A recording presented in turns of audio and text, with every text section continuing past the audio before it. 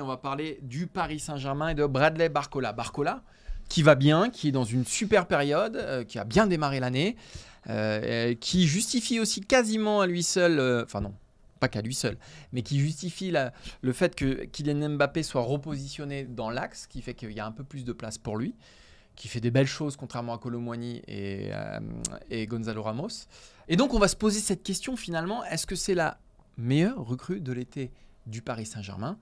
Et est-ce que, la deuxième question qui vient derrière, aujourd'hui c'est un titulaire indiscutable et indiscuté du PSG? Pour la première question, en tout cas dans le secteur offensif, ça fait assez peu de doutes selon moi. Alors Ousmane Dembélé, c'est très correct ce qu'il fait. Alors il manque toujours ses stats, mais dans ce qu'on lui demande, voilà, il fait ce qu'on lui demande. Après, si on compare à Randal Kolo Muani et Gonzalo Ramos, c'est sûr qu'il y a un gap. Et il y a un gap surtout dans le rapport entre le prix et les attentes et ce qui se passe sur le terrain. C'est-à-dire qu'on attendait quand même beaucoup de Randal Kolo Muani. Même s'il a été payé cher Ramos. quand même. Oui, il a été payé 45 millions. Bah on va pas dire que c'était des pâquerettes non plus. Mais moins cher que quand même ses deux coéquipiers. Et on attendait de Barcola qu'il finisse de se construire et de grandir au Paris Saint-Germain. Parce qu'il faut rappeler qu'il a, je crois, 40 matchs de Ligue 1 avec l'OL dans les jambes avant de rejoindre le PSG. C'est rien. Donc, il ne faut pas oublier que c'est un joueur qui était en fin de construction, qui est toujours en train de finir de se construire, contrairement quand même à Kolo Muani et Ramos qui sont à des stades un peu plus avancés de leur progression, en tout cas sur le papier.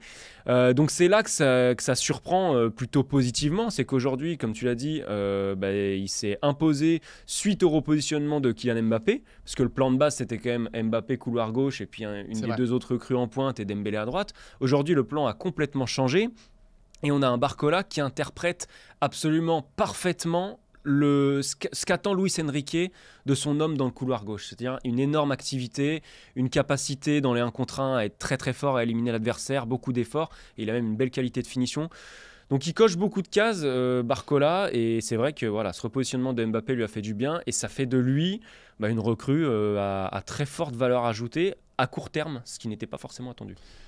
Alors déjà, il faut se souvenir qu'il y a un an, Barcola c'était rien. Donc c'est aussi pour ça qu'on peut se dire qu'effectivement c'est une recrue intéressante, parce que si tu prends le ratio, ce qu'on espérait de lui et ce qu'il prouve sur le terrain, effectivement c'est au-delà de Dembélé, c'est au-delà de Ramos, c'est au-delà de Kolo Muani. Après, moi je mets quand même Lucas Hernandez devant parce que je trouve qu'il a apporté une stabilité, voilà. Mais en termes offensifs, je suis d'accord avec toi. Mais qu'est-ce que ça dit aussi? Qu'est-ce que ça raconte, ça?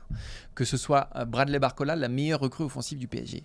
Ça raconte quand même le naufrage du PSG au mercato dernier. C'est-à-dire que si tu estimes que Barcola est le mec aujourd'hui qui est important, qui est incontournable à gauche, alors qu'il a quand même encore, tu le disais, c'est un joueur en construction. Est-ce qu'au Paris Saint-Germain, un joueur en construction peut être titulaire comme ça et se présenter comme la meilleure recrue offensive au mois de janvier? Non. Il faut se souvenir de son match face à Newcastle où mais encore une fois, j'ai pas envie de démonter Barcola, mais il faut quand même se souvenir de ses prestations en Ligue des Champions qui sont quand même inabouties, inachevées.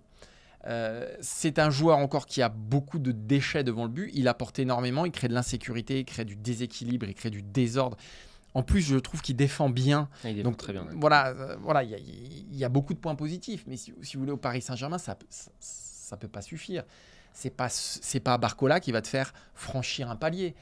Quand tu avais Messi, quand tu avais Neymar, avec tous les défauts qu'ils avaient, mais quand tu passes d'eux à Barcola, tu peux pas gonfler tes ambitions. Et pour moi, ce qu'on raconte là, c'est la raison principale pour laquelle le PSG aujourd'hui a vu ses ambitions décliner fortement en Ligue des Champions. Et pourquoi ils ne pourront pas la gagner cette année? Parce que c'est pas avec Barcola que tu gagnes des Ligues des Champions. Même si c'est énorme, même si franchement il est chouette à voir, mais ça peut pas suffire. Alors ça raconte à la fois le crash de Ramos et de Kolo Muani, et aussi le déclin des ambitions parisiennes en Europe.